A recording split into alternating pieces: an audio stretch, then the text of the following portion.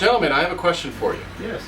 It seems like with fat washing, you know, we could go week to week and just try all the different things that we've made, which is fun, but there's not a lot to the technique, right? It's pretty much getting your booze oily and then straining it and drinking it.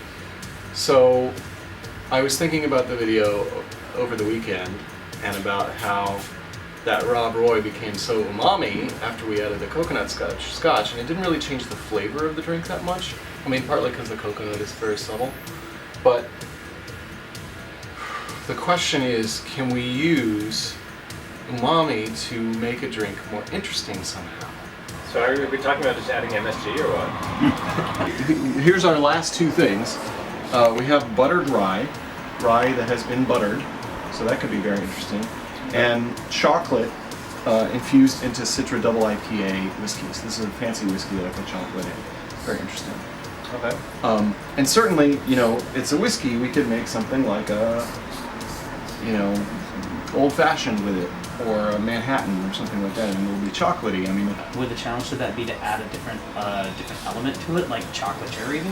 well, I mean, for an old-fashioned, because that kind of flavor would sort of work. Yeah, I mean, that's interesting, but it's not. I mean, for me, I'm trying to push this a little further, and I'm not sure exactly how to do that, and so I'm sort of opening it up to the table.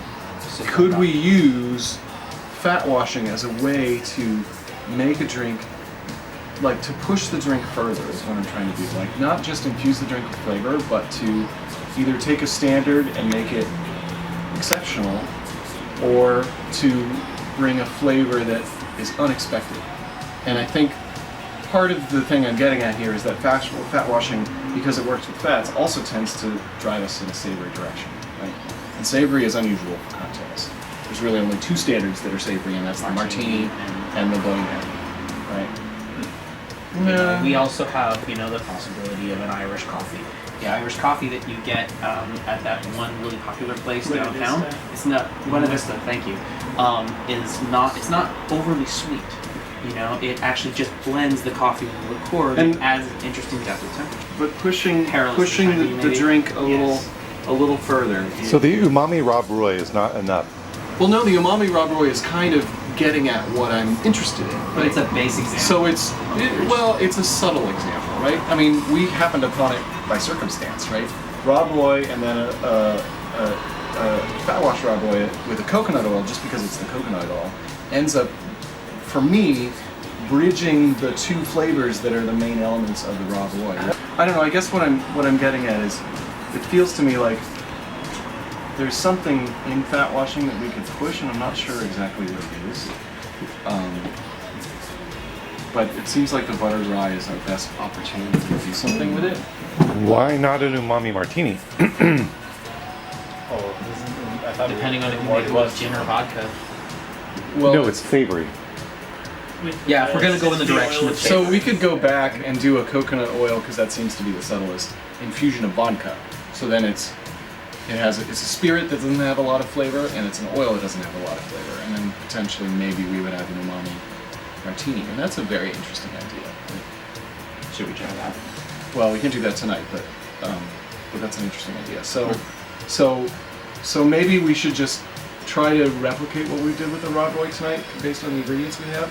And so since we have buttered rye, what I'll do is make a typical rye drink, which is an old-fashioned, but I'll just make it with this. Right? And we'll see what the difference is. And this time we'll taste butter, which I think, like coconut oil, isn't going to have a super strong taste. And then we can try it, you know, again with this and enjoy the radical craziness that's going on in that. I guess it's sweeter than I would want it, but delicious. Like a boozy dessert. It is very similar to the Rob Roy experience, which is the new Disney ride. There is a definite, like, different kind of smoothness to it. And it's like you feel it kind of almost coat your tongue a little bit.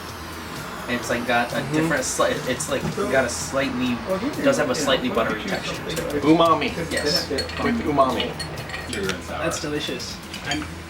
Personally, I find the fat washing to be not very subtle at all. It's very nice and buttery.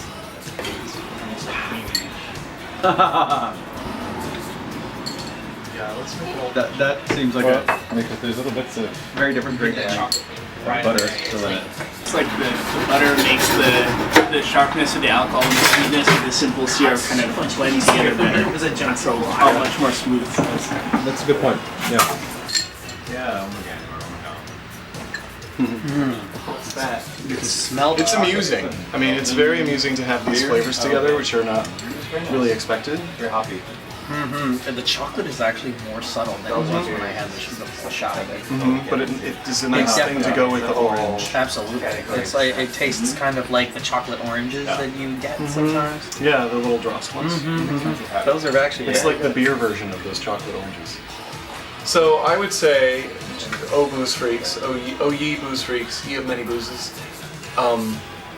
You know, maybe Fatwashing is just about exploring flavors. I'll have to think on this. So I guess the question is, you know, are there places we can go that are surprising and astonishing?